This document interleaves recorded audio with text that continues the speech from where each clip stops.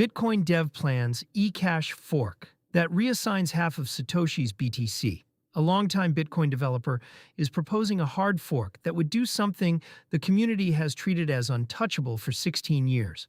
Reassign Satoshi Nakamoto's coins. Paul Sztorc, the engineer behind the drive chains concept, announced the plan on X on April 24th and named the new chain eCash. Cointelegraph picked it up on April 27th, and the conversation has not slowed down since. The pitch is simple and incendiary. At block 964,000, currently estimated for August 2026, eCash would split off from Bitcoin. Holders would get equivalent tokens on the new chain. But the roughly 1.1 million coins linked to Satoshi's known addresses would not transfer one for one. About half of those coins, around 550,000 BTC equivalent, would be reassigned on eCash to early backers and developers, funding the fork. As of April 27, 2026, with BTC trading near $77,778, that allocation is worth close to $43 billion if the new chain ever achieves price parity.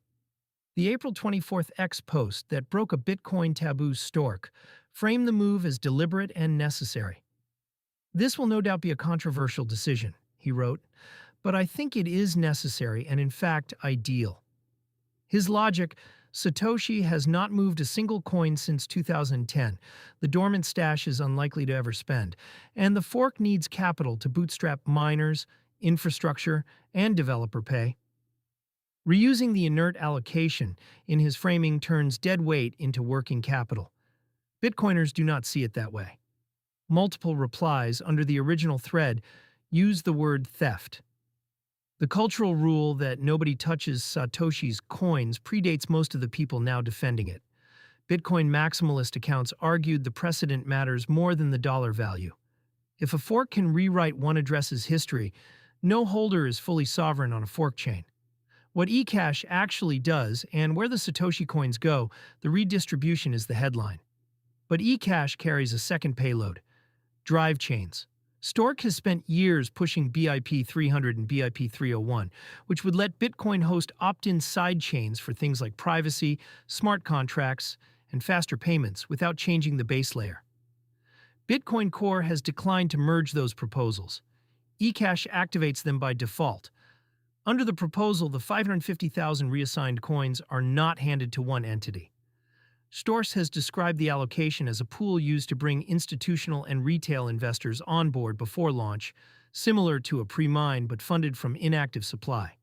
The remaining roughly 550,000 coins linked to Satoshi addresses still mint on eCash, but stay locked at those original addresses, mirroring Bitcoin. For ordinary BTC holders, the mechanics are familiar. If you hold the keys to your coins on August 2026 fork day, you receive an equivalent eCash balance. If you keep your coins on a custodial venue, whether the issuer credits the airdrop is up to them. Past Bitcoin forks like Bitcoin Cash and Bitcoin SV produced uneven exchange support, and self-custody users tend to capture the airdrop more cleanly. Self-custody options matter more than usual when a contentious fork is on the calendar. Why the community is calling it theft, 3 objections keep coming up. First, the sacred cow problem. Satoshi's coins have functioned as Bitcoin's most powerful proof of fairness. The founder did not cash out. Reassigning them, even on a separate chain, breaks the implicit promise that no future actor controls early supply. Second, the precedent risk. If a fork can rewrite one wallet's allocation for funding reasons, the technical floor for what a fork can do drops. Quantum vulnerability proposals like BIP 361 already raise the question of whether dormant Satoshi-era coins should be defensively migrated or frozen. Sztorc's plan answers that question with a much more aggressive version. Redistribute first, debate later. Third, the credibility gap. eCash is not Bitcoin. Hard forks rarely reach price parity with the chain they branch from. Bitcoin Cash never did. The 550,000 reassigned units only become meaningful capital if the market values eCash highly enough to make them spend-worthy, and that is far from guaranteed. What to watch between now and block $964,000?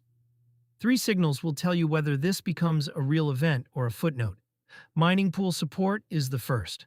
A hard fork without hash power is a dead chain. Second, exchange listings. Whether major venues commit to crediting eCash to BTC depositors will determine the airdrop's reach.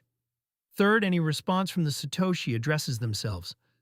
A movement from those wallets, even a single one, would reshape the entire debate. For now, the proposal lives on X in a draft spec. The block height is fixed, but the runway is short.